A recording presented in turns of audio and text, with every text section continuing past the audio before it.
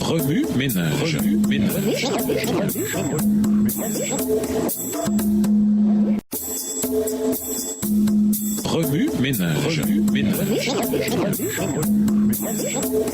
Bienvenue à votre émission Remue ménage. Nous voilà à la leçon de dimanche. Organisation et expansion. La désignation des 7 diacres. Lisons acte 6 et versets 1 à 6.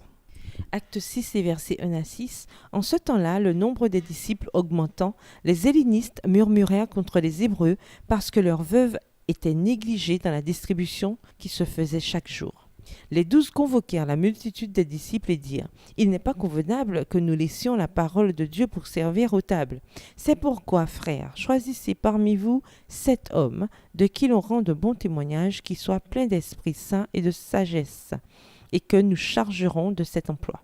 Et nous continuerons à nous appliquer à la prière et au ministère de la parole. » Cette proposition plut à toute l'assemblée.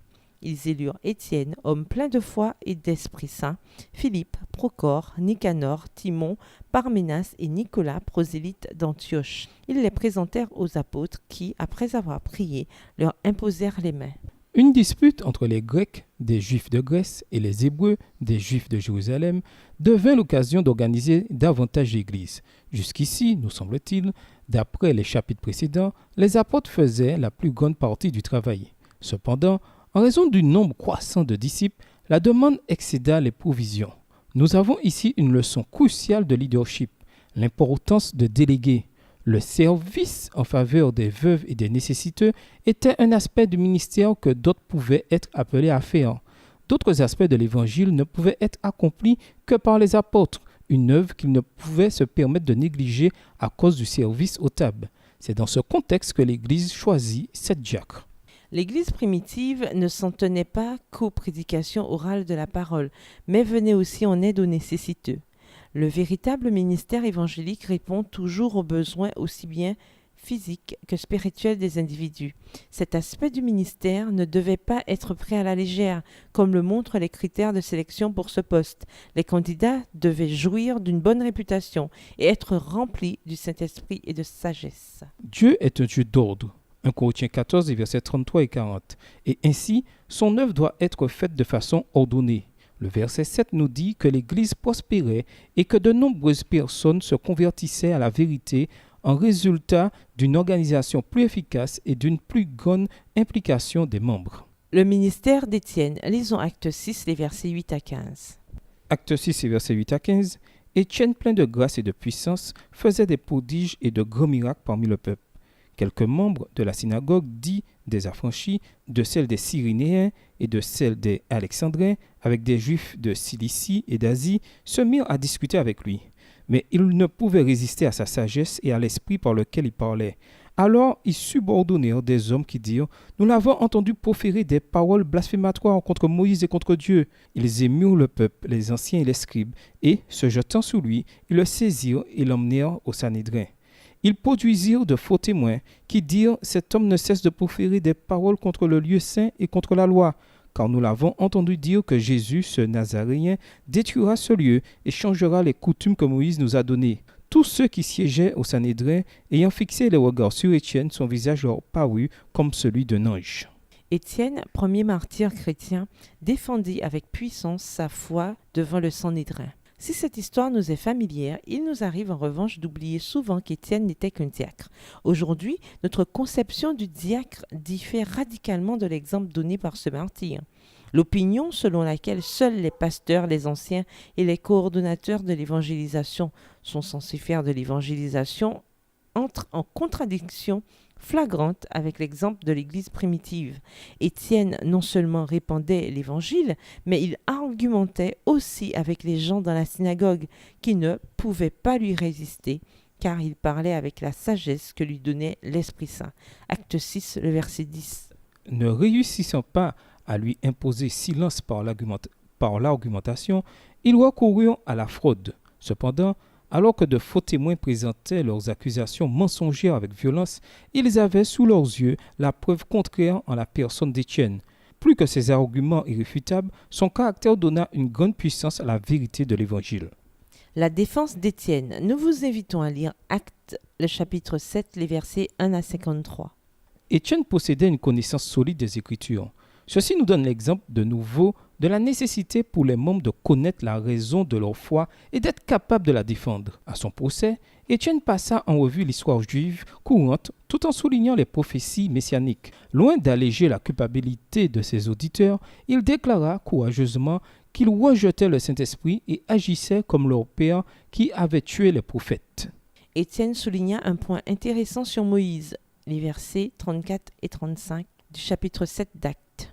Il dit que Dieu, ayant entendu le cri des Israélites, décida d'intervenir. Pour ce faire, il choisit un instrument invraisemblable qui avait été rejeté auparavant et qui, d'une perspective humaine, ne semblait absolument pas être, pour de nombreuses raisons, le candidat idéal. De même, Jésus qui venait de Nazareth déçut l'orgueil des dirigeants juifs, ce qui renforça leur rejet du Messie. Souvent, dans les Écritures, nous trouvons Dieu utilisant des instruments invraisemblables pour faire de grandes choses, afin que la gloire n'en revienne pas aux hommes, mais à lui. Le jugement d'Étienne. Lisons Acte 7, verset 55 à Acte 8, verset 2. Acte 7, le verset 55 à Acte 8, le verset 2. Mais Étienne, rempli du Saint-Esprit et fixant les regards vers le ciel, vit la gloire de Dieu et Jésus debout à la droite de Dieu.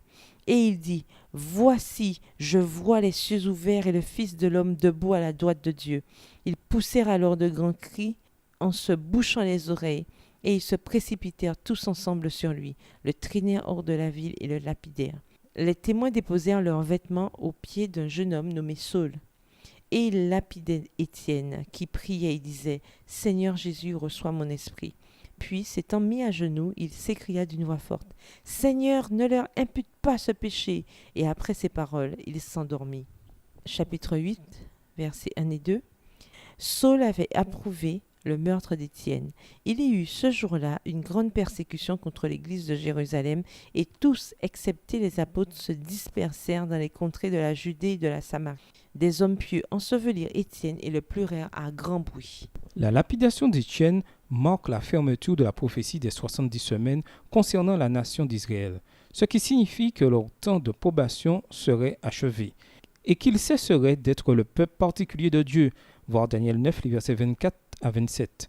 En tant que nation, les Israélites s'étaient vautrés dans l'apostasie depuis si longtemps que Dieu leur avait accordé 90 ans avant de choisir un autre instrument pour atteindre le monde. Même après avoir crucifié le Messie, il leur resta 3 ans et demi de leur mise à l'épreuve, Daniel 9, verset 27. C'est la raison pour laquelle Jésus commença sa prédication en disant « Le royaume des cieux s'est approché ». Matthieu 4, verset 17, Marc 1, les versets 14 et 15, Luc 24, verset 47. De même qu'il dit aux disciples d'aller vers les brebis perdues du peuple d'Israël. Matthieu 10, les versets 5 et 6. En l'an 34 après Jésus-Christ, Étienne vit au moment de son exécution les cieux ouverts et le Fils de l'homme debout à la droite de Dieu, une indication du jugement. Voir Josué 20, le verset 6, Ézéchiel 44, le verset 24. Dans sa défense, il avait mentionné que les Juifs résistaient toujours au Saint-Esprit et qu'ils n'avaient pas obéi à la loi de Dieu. Acte 7, les versets 51 et 53. Ainsi, le temps était venu pour l'Évangile d'aller vers les gentils. Dès le martyre d'Étienne, une violente persécution éclata et les disciples du Christ furent obligés de prendre la fuite. C'est ainsi que l'Évangile se répandit dans le monde entier. Les Juifs auraient encore la possibilité d'être sauvés en tant qu'individus, mais ils n'étaient désormais plus le canal choisi de Dieu par lequel ils proclameraient l'Évangile au monde. La propagation de l'Évangile. Nous vous invitons à lire Acte 8, versets 4 à 25. La terrible persécution que le diable déclencha pour écraser l'Église primitive se transforma en bénédiction. L'Évangile se répandit au-delà de Jérusalem dans le monde. Philippe, aussi l'un des 7 diacres, se leva et alla en Samarie. Il y guérit toutes sortes de malades. Bien que Simon, autrefois sorcier, eût accepté l'évangile du Christ, il fit une erreur presque fatale en tenant d'acheter une effusion du Saint-Esprit. Ceci nous enseigne que l'appel de Dieu n'est pas quelque chose que nous pouvons acheter ou gagner par nos propres œuvres. Dieu appelle gratuitement ceux qu'il a choisis. Néanmoins, ceux qui ne reçoivent pas d'appel particulier ne doivent pas se reposer sur leur laurier, mais servir dans l'œuvre la plus à leur portée. Remue-ménage. Pourquoi l'Église primitive était-elle aussi efficace dans la propagation de l'Évangile? Quel événement clé et ses résultats Dieu utilisa-t-il pour étendre l'œuvre dans le monde entier? Qu'est-ce que cela nous enseigne sur les épreuves? De quelle façon pouvez-vous aider personnellement au partage de l'Évangile dans votre collectivité? Au revoir. Et à demain si Dieu veut. Remue-ménage.